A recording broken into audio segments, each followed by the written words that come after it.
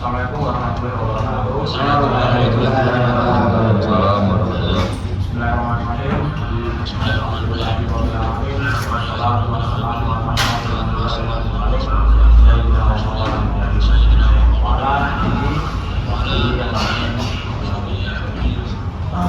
Sebelum kita mulai tausiah pada tausiah ini, izinkan kami memperkenalkan diri. Perkenalkan, saya Rizky Sabrati, dengan di tahun 2486. Lalu saya Muhammad Yusuf Harisabik, tim UI 07048 selaku Jawa. Saya Nadira Desmijama, dengan tim 0724 selaku penceramah. Saya Ilyas Arif Ramadan dengan tim 074013 selaku editing serta kameramen. Baik, hadirin yang dirahmati Allah, sebelum kita mulai kegiatan pada pagi hari ini, kita akan membacakan sunan negara dari berikut. Yang pertama, perjumpaan, yang kedua, tilawah, yang kedua, pembacaan artinya, yang ketiga, tausiah, yang keempat, jaminan jawab, dan yang kelima adalah penentuan. Dalam kita kegiatan yang kedua, yaitu tilawah Al-Quran yang akan diberikan oleh kepada kita. Baik, teman-teman semuanya, saya selaku Jawa di sini izin membacakan surat Al-Imran ayat 102 sampai 104. Kelihatan banyak. Nanti lu kelihatan.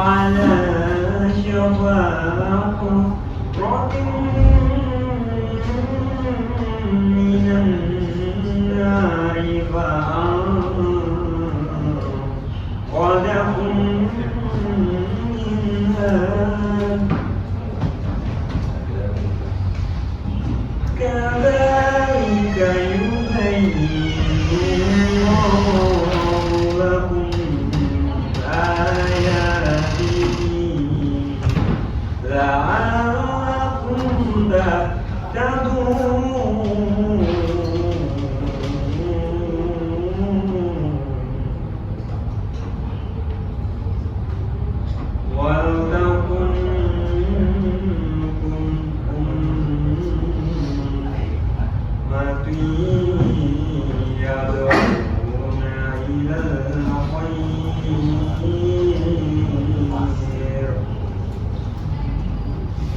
يدعون إلى الخير ويأمرون بالمعروف وينهون عن المنكر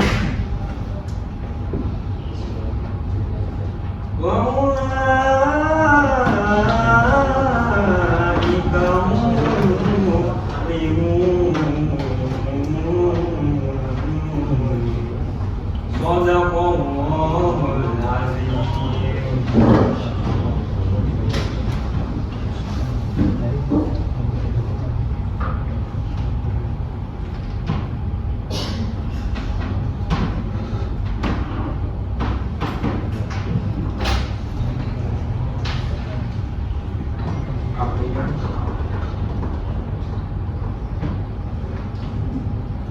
Wahai orang-orang yang beriman, bertakwalah kepada Allah sebenar-benar takwa kepadanya, dan janganlah kamu mati kecuali dalam keadaan muslim. Dan berpegang teguhlah kamu semuanya pada tali agama Allah, dan janganlah kamu bercerai-berai, dan ingatlah nikmat Allah kepadamu ketika kamu dahulu masa jahiliyah bermusuhan, hanya kamu menjadi bersaudara. Sedangkan ketika itu kamu berada di tepi jurang neraka. Lalu Allah menyelamatkan kamu dari sana. Demikianlah Allah menerangkan ayat-ayatnya kepadamu agar kamu mendapat petunjuk. Dan hendaklah di antara kamu ada segolongan orang yang menyuruh kepada kebajikan, menyuruh berbuat yang ma'ruf, dan mencegah dari munkar. Dan mereka adalah orang-orang yang bersyukur.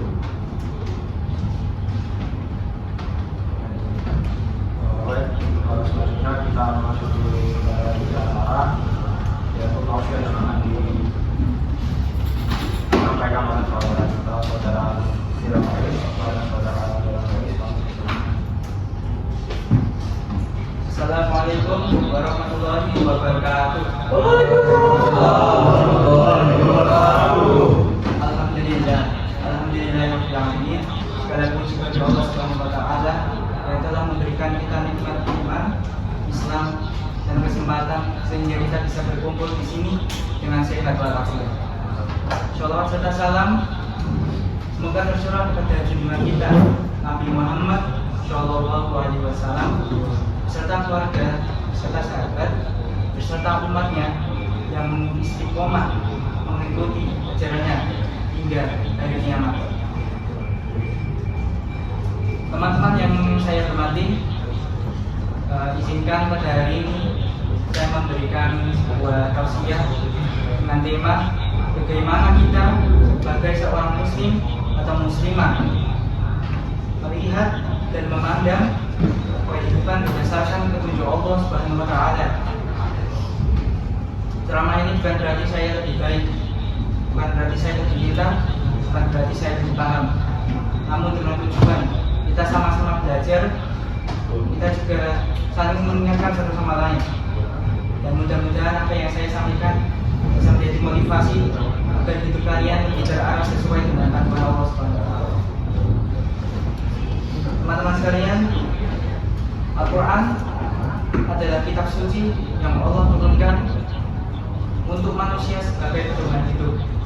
Allah berfirman dalam Quran surat Al-Baqarah ayat 2, persilakan untuk saudara Reza untuk membaca beserta. Zalikal kitabul la raiba fihi hudal muttaqin, yang artinya kitab Al-Quran ini tidak ada keraguan di dalamnya, yang merupakan petunjuk bagi orang-orang yang bertakwa. Dari ayat ini menunjukkan bahwa kitab suci Al-Quran bukan hanya sekedar bacaan, melainkan sebuah petunjuk yang tidak ada keraguan sedikitpun. Ibarat seperti kompas yang hidup yang selalu menuntun kita ke jalan yang benar. Tidak ada yang bakal tersesat. Bayangkan saja, ada seseorang yang berada di tengah hutan lebat. Dia tidak memiliki kompas, dia tidak memiliki peta, dan juga dia tidak memiliki arahan atau petunjuk. Maka dia berputar-putar untuk mencari jalan keluar, namun hasilnya sia-sia karena tujuannya tidak bisa dia capai. Begitupun dengan orang yang tidak berpegang dengan Al-Quran.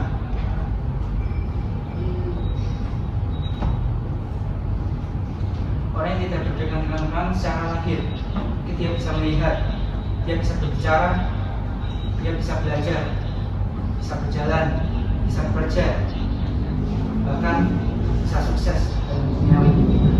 Namun hakikatnya itu bisa saja salah arah, karena jika tidak sesuai dengan panduan Allah Subhanahu wa Ta'ala. Rasulullah Shallallahu Alaihi Wasallam sudah menyampaikan dalam sebuah hadis. Silakan.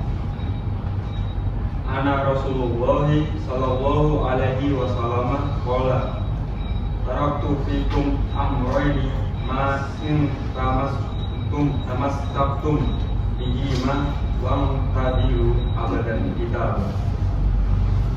Yang artinya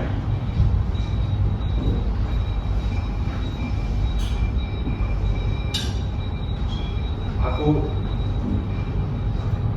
tinggalkan kepada kalian dua perkara, kalian tidak akan tersesat selama berpegang teguh kepada keduanya. Kitab Allah, Al-Quran dan Sunnah Rasulnya. Hadis riwayat Imam Malik. Hadis ini menguatkan bahwa siapapun yang berpegang teguh dengan Al-Quran dan Sunnah Rasulnya, insya Allah tidak akan tersesat baginya. Tapi namun sebaliknya, jika orang tersebut menjauhkannya, maka ibarat seperti orang yang berada di mana gelap gulita, tidak ada cahaya sedikit pun, maka dia akan jatuh, dia akan salah melangkah, bahkan rentan terjerumus ke hal yang buruk. Teman-teman sekalian, salah satu hal yang paling penting dari Al-Quran adalah bagaimana ia cara membentuk cara pandang kita terhadap kehidupan.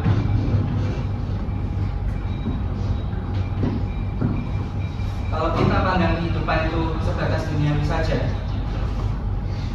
maka orientasinya itu pasti mengejar materi, mengejar jabatan, ataupun kesenangan sesaat.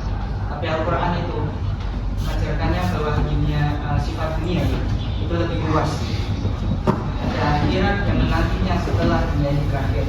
Allah berfirman dalam Quran surat Al-Ankabut ayat 64. Wa ma hadhil hayatud dunya illa wa inna daral akhirata la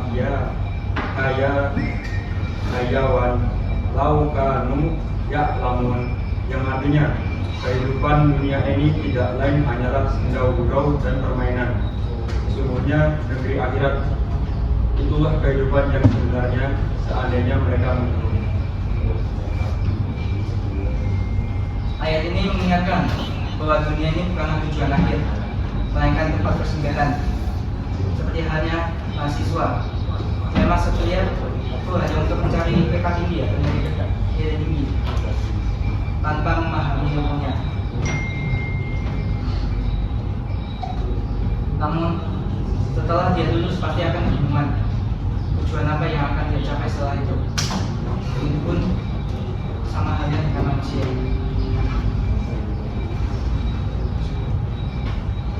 Dia pasti juga akan kebingungan jika tidak berpegang dengan Quran, kebingungan menghadapi kematian dan juga kehidupan setelahnya.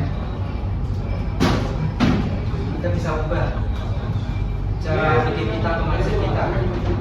Belajar itu bukan hanya untuk mengejar nilai tinggi, tapi juga untuk mencari ridho Allah. Dengan cara apa? Mengajar kepada orang lain dan juga memberi manfaat kepada orang lain. Bekerja juga bukan hanya mencari uang, melainkan ibadah. Hal-hal kecil seperti senyuman, saling tolong menolong, dan juga mengucapkan salam satu sama lain, itu juga nilainya ibadah. Teman-teman sekalian, orang yang benar-benar berinteraksi dengan Al-Quran itu di dalam hidupnya pasti mengalami perubahan. Yang tadinya pesimis jadi optimis. Yang tadinya pola pikirnya sempit jadi luas. Yang tadinya malas jadi terdorong untuk lebih semangat. Allah berfirman dalam Quran surat Araf 11. Lahum mu'aqibatum min baini yadayhi wa min khalfihi yahfazunahu min amrillah. Inna Allaha la yughayyiru ma bi qaumin hatta yughayyiru ma bi anfusihim. Wa idha aradallahu bi qaumin su'an fala maradda wa ma lahum min dunihi min wal. Yang artinya, baginya manusia ada malaikat-malaikat yang selalu menjaga giliran dari depan dan belakangnya. Mereka menjaga atas perintah Allah. Sesungguhnya Allah tidak mengubah keadaan suatu kaum sebelum mereka mengubah keadaan diri mereka sendiri. Dan apabila Allah menghendaki keburukan terhadap suatu kaum, maka tidak ada yang dapat menolongnya dan tidak ada pelindung bagi mereka selain Dia. Ayat ini menegaskan bahwa perubahan besar itu dimulai dari diri kita. Al-Quran itu hadir sebagai motivasi untuk berani mengambil langkah perubahan itu. Membaca dan merenung ayat suci Al-Quran itu bisa mengubah karakter seseorang secara fundamental. Dari yang awalnya egois jadi peduli, karena terinspirasi dari orang yang senang berbagi. Dari orang yang malas itu jadi disiplin karena sadar akan amanah waktu. Misalnya orang itu join organisasi atau panitia ataupun banyak tugas, itu bisa membuat orang tersebut itu bisa mengelola waktu. Dan juga orang yang takut gagal itu bisa yakin karena pertolongan Allah itu pasti ada. Teman-teman sekalian, dalam kehidupan ini terutama mahasiswa itu tidak terlepas dari banyaknya tantangan hidup yang bisa melalaikan ibadah, melupakan ibadah, terutama dari nilai-nilai Al-Quran.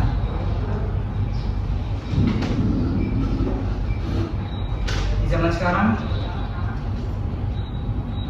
kebanyakan godaan itu dari rasa malas, gadget, scroll sampai lupa waktu, dan juga perbincangan yang sampai melarikan waktu ibadah, sampai melewatkan waktu sholat. Padahal kita tahu bahwa masa muda adalah masa yang paling berharga.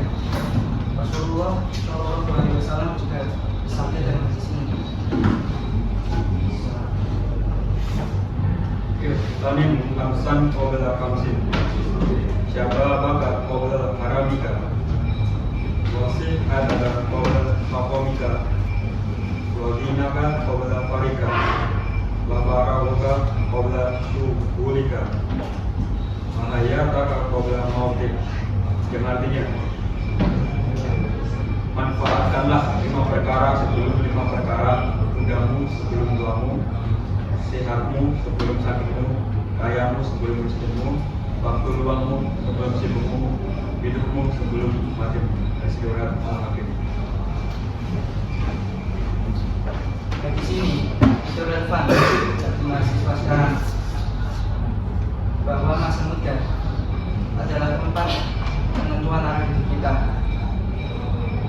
Ibaratnya seperti HP canggih pada zaman sekarang, kalau nggak dicas akhirnya mati juga kan. Begitupun juga dengan pikiran dan hati kita. Kalau tidak dicas dengan Al-Quran, pikir, sholat, dan ibadah lainnya, semangat ibadahnya akan padam. Itu pun bisa menjerumus ke hal yang tidak bermanfaat.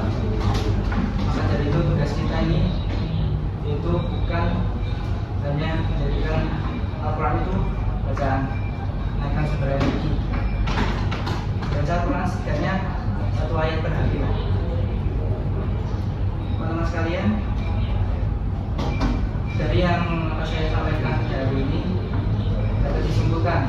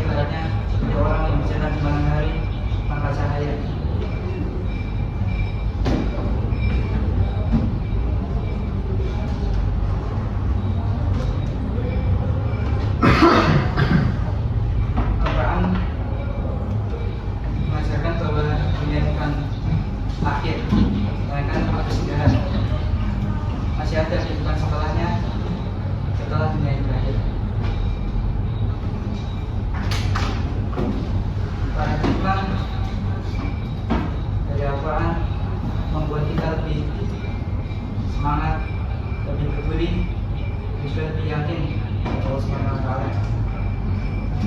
Walaupun mahasiswa banyak kesibukan, terus terkena godaan yang saya sebutkan tadi, tapi supaya kita bisa menjaga hubungan kita dengan Al-Quran itu dengan cara yang sederhana, yaitu dengan membaca Al-Quran hanya sekali sehari, kalau lebih baik selama sehari,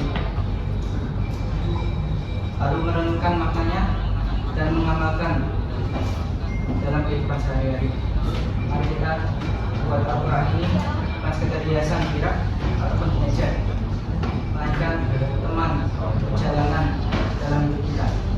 Rasulullah SAW bersabda, khairukum man ta'allamal Qur'ana wa 'allamah. Yang artinya, sebaik-baik kalian adalah yang belajar Al-Quran dan mengajarkannya. Menurut riwayat Bukhari. semoga kita termasuk dalam golongan ini yang dimaksud dalam hadis. Demikian dari tafsir saya yang saya sampaikan. Mohon maaf jika ada salah ucap. Saya terima kasih atas perhatian kalian. Assalamualaikum warahmatullahi wabarakatuh.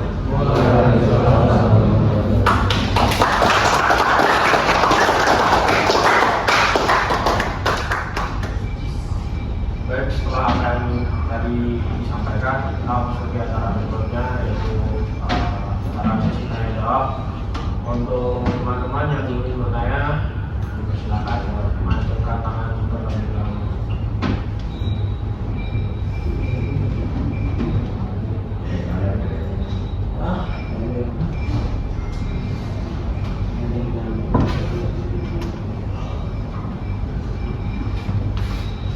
Baik, silakan ngobrol. Izin memperkenalkan diri saya Muhammad Bayu dengan NIM 374. Nah, ini kan kita tahu ya kalau Al-Quran itu sebagai petunjuk, tapi belakangan tuh udah sering membaca Al-Quran tapi tetap membuat salah. Nah itu kenapa? Oke, izin menjawab ya. Kenapa ya? Soalnya kalau baca buku itu, baca Al-Quran itu harus dihayati. Petunjuk itu baru terasa kalau dipahami. Kalau nggak cuma dibaca secara lisan aja. Terima kasih. Kita menjawab. Sudah menjawab.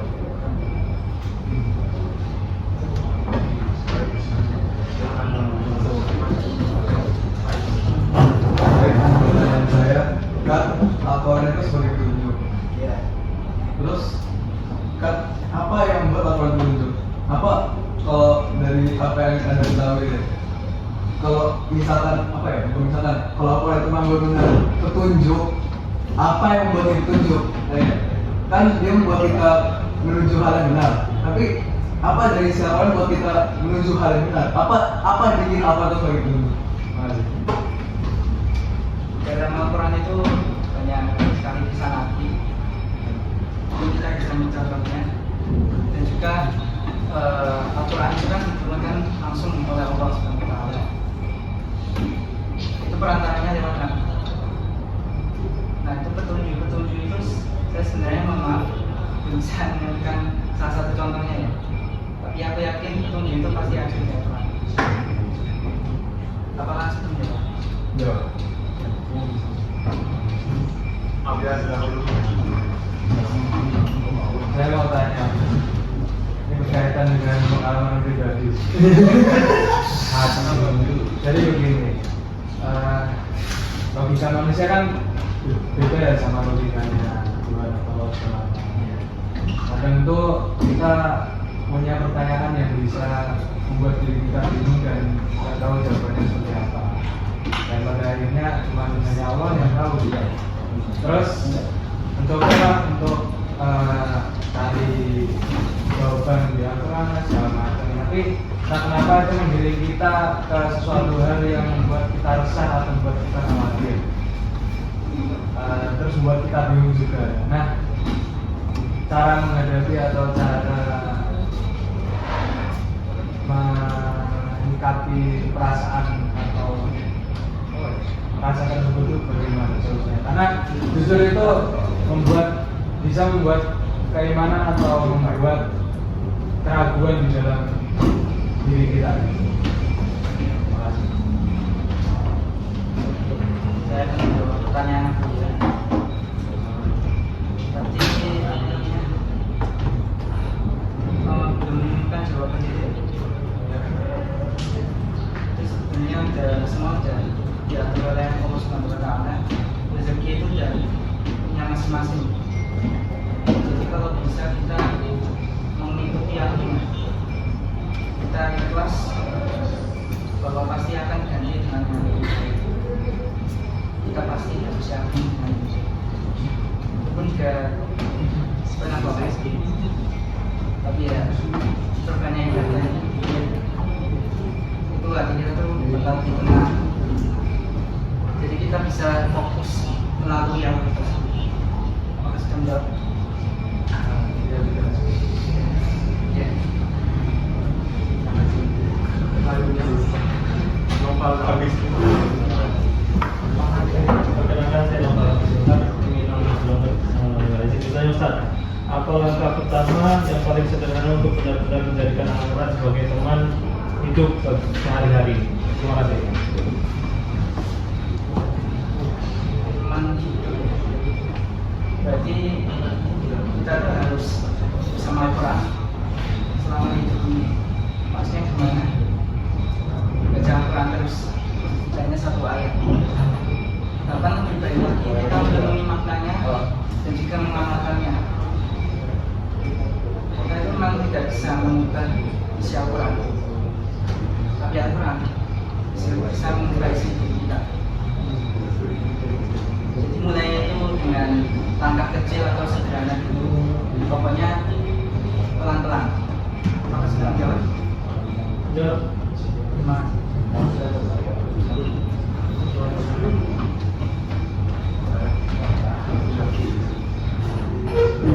Oke Pak Ustaz, perkenalkan nama saya Hadi dengan ini nomor 24 Mobikano. Mungkin saya ingin bertanya melanjutkan pertanyaan dari Mas Hafiz. Tadi dijelaskan kalau misalkan kita harus mulai dari kecil terlebih dahulu. Namun yang perlu saya tanyakan adalah apakah dengan yang kita baca secara kecil tersebut akan berdampak motivasi jangka panjang bagi kita sebagai umat muslim atau sebagai mahasiswa juga.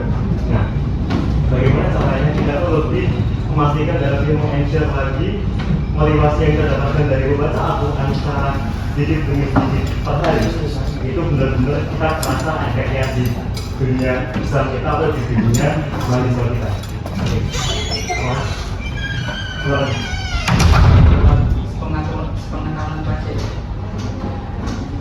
Berarti biar motivasi jangka panjang itu selain membaca juga di paham tafsirnya atau maknanya.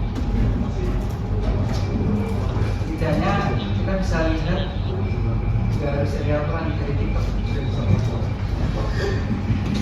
Pokoknya cari-cari aja ayat Al-Quran yang bisa memotivasi kita. Mau satu atau dua. Setidaknya yang terpenting itu kita tetap istiqomah.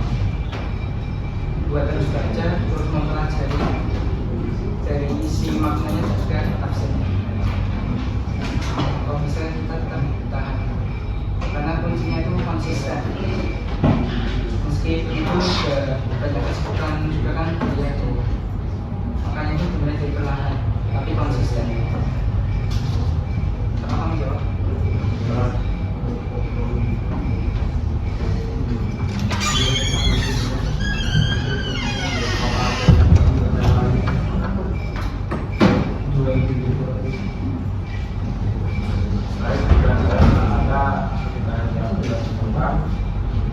Setelah apa yang disampaikan, kita mau memasuki antara penutup, tapi sebelum saya tutup, kita simpulkan bahwa keikhlasan Al-Quran adalah cara pandang hidup yang berlandaskan kepada nilai-nilai Al-Quran dan sunnah sebagai bentuk hidup sama bagi manusia. Al-Quran mengajarkan bahwa kehidupan dunia bersifat sementara, sedangkan kehidupan akhirat adalah kehidupan yang sesungguhnya. Karena itu manusia dituntut untuk selalu berusaha memperbaiki diri, memanfaatkan waktu dan hikmat yang dimiliki sebaik mungkin, tetap menjadikan Al-Quran sebagai pedoman dalam setiap aspek kehidupan. Dengan berpegang teguh padanya, orang akan senantiasa berada di jalan yang benar dan meraih kebahagiaan di dunia serta akhirat. Semoga apa yang telah kita peroleh hari ini dapat kita amalkan dalam kehidupan sehari-hari serta menjadi bekal untuk meningkatkan ketakwaan kita kepada Allah SWT. Akhir kata, saya selaku MC dan selaku perwakilan dari kelompok 5 mengucapkan terima kasih atas perhatian teman-teman semua. Wassalamualaikum warahmatullahi wabarakatuh. Waalaikumsalam warahmatullahi wabarakatuh.